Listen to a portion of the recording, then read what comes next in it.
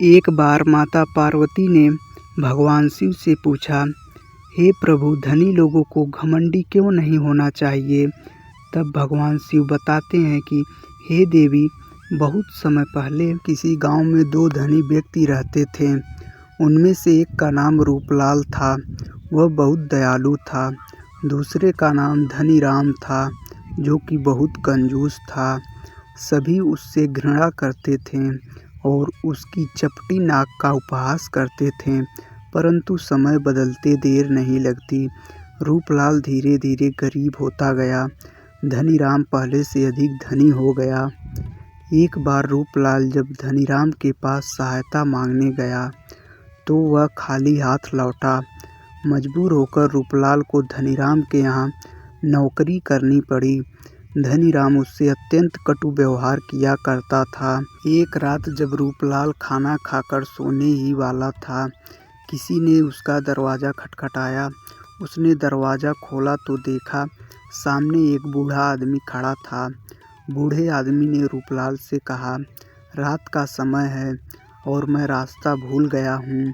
क्या तुम मुझे रात भर अपने घर में ठहरने की अनुमति दे सकते हो? रूपलाल ने कहा, अवश्य मित्र, अंदर आ जाओ। रूपलाल ने बूढ़े को भोजन खिलाया और सोने के लिए बिस्तर दिया। सुबह वह बूढ़ा व्यक्ति वहाँ एक संदूक छोड़ गया। संदूक पर एक कागज रखा था जिस पर लिखा हुआ था, मित्र, तुम्हारी कृपा के लिए धन्यवाद।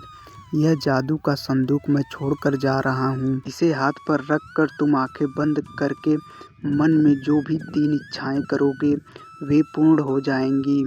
लेकिन ध्यान रखना, मन में 3 से अधिक इच्छाएं कभी नहीं करना। रूपलाल ने अपनी 3 इच्छाओं में से पहली में अपने पत्नी का स्वास्थ्य ठीक हो जाना मांगा, दूसरी इच्छा में मकान का बन जाना मांगा और तीसरी इच्छा में अपना खोया हुआ धन मिल जाना मांगा। इन तीनों इच्छाओं के पूरा हो जाने पर उसने नौकरी छोड़ दी और सुखपूर्वक रहने लगा।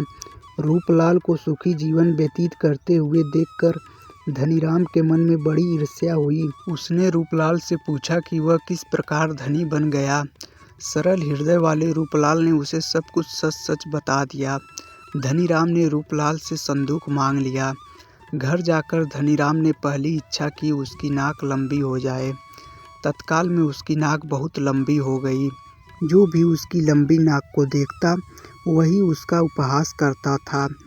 इससे वह काफ़ी दुखी हुआ। उसने दूसरी इच्छा की कि उसे लंबी नाक नहीं चाहिए। फलस्वरूप उसके मुंह पर से नाक का चिन्ह तक मिट गया। उसका चेहरा भद्दा दिखाई देने लगा। अब उसने तीसरी इच्छा व्यक्त की कि उसे अपनी वास्तविक नाक मिल जाए। उसकी नाक पहले जैसी ही चपटी और भद्दी बन गई। दूसरे दिन धनीराम संदूक वापस करने के लिए रूपलाल के पास गया। धनीराम ने रूपलाल से पूछा कि वह किस प्रकार ऐसा व्यक्ति बन सकता है कि सब उसे अच्छा समझें।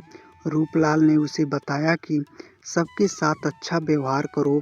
धनीराम ने ऐसा ही किया और वह भी सुखी हो गया। इस तरह भगवान शिव कथा को समाप्त करते हैं।